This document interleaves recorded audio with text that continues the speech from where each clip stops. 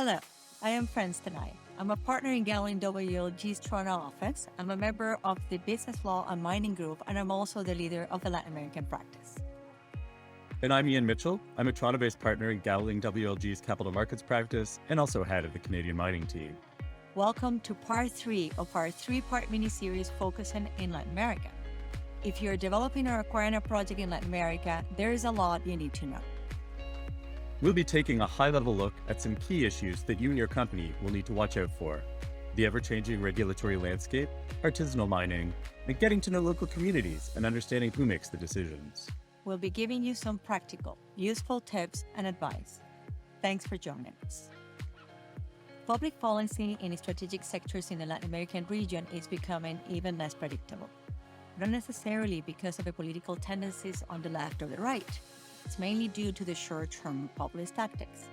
These tactics create incentives for policies with short-term popular gains, but that tend to result in longer-term, harmful effects for the affected industries.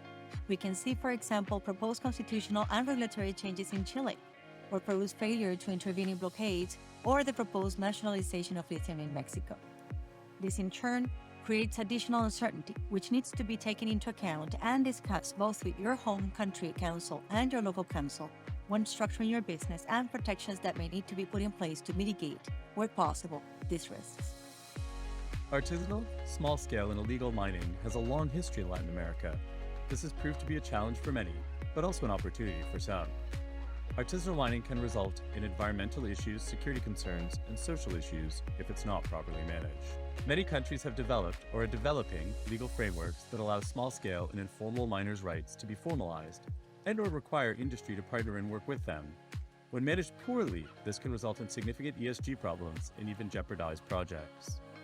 Some companies, however, are turning to this to their advantage and working with artisanal miners to help ensure safe, environmentally friendly operations that benefit both the company and the individuals.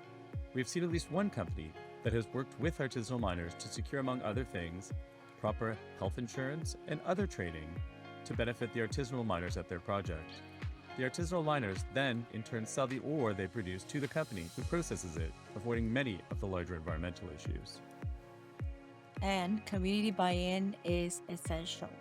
It can't be underestimated or be superficial.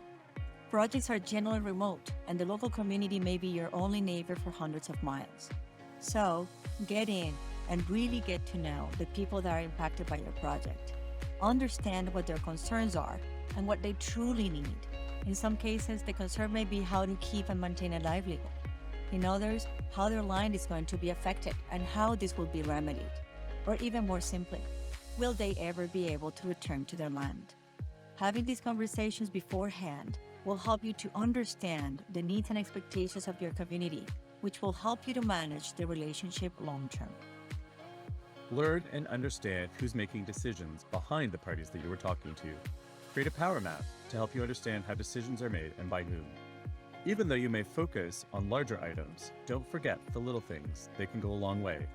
Ensuring that communities feel appreciated and looked after when they need it most, even in small ways, can have a big impact. For example, you can help them resolve issues not related to mining operations. One of our clients assisted a local community in developing a farming system that enabled them to better source local food. Also, educating communities about what you do to protect the environment and their well-being is key. Getting them involved is actually even better. Provide training programs and give them something they can use even when operations are terminated. Communities can help you. If local governments or outside parties try to create friction with the project but the local community support it, it can go a long way to help solve the problem or gain the support you need with government. In one case, for example, a client was only able to move their project forward because the community trusted them, even when they did not trust the federal government. As a result, the client was able to bring everyone to the table and find a way in which everyone could work together. Getting the right local consultants and lawyers is key. They can be your best friend or your largest challenge. Ideally, your local council will be familiar with international transactions and the international standards and requirements, as well as local rules. Unless they understand both sets of rules, they won't really be able to help you navigate the local legal framework and practices in a way that will allow you to satisfy your home country requirements and practices. In fact, in a recent deal, having the right counsel saved the transaction. What our client was trying to do was definitely not done before, and our local counsel was willing to think outside the box and do things in a matter that wasn't the local way, but it still complied with the local laws, ensuring the success of a deal. Ask questions and avoid overly complicated or technical terms. Many consultants will tell you they understand, but a lot can be lost in translation. Don't be afraid to ask the same question a few different ways if it's critical. Better to make sure you are understood than to get it wrong. And last but not least, make sure you have the right legal and other team both in country and in your home country. Once you have the right team, make sure they communicate on a regular basis about important matters. When you're operating in more than one jurisdiction, what happens in one affects the other. You may think it's more expedient to involve only local counsel in a project or local matters, but that can create problems. Always keep your home country counsel up to date and vice versa. Having the right team in place and communicating with each other on a regular basis will help you to manage risk and secure the best results.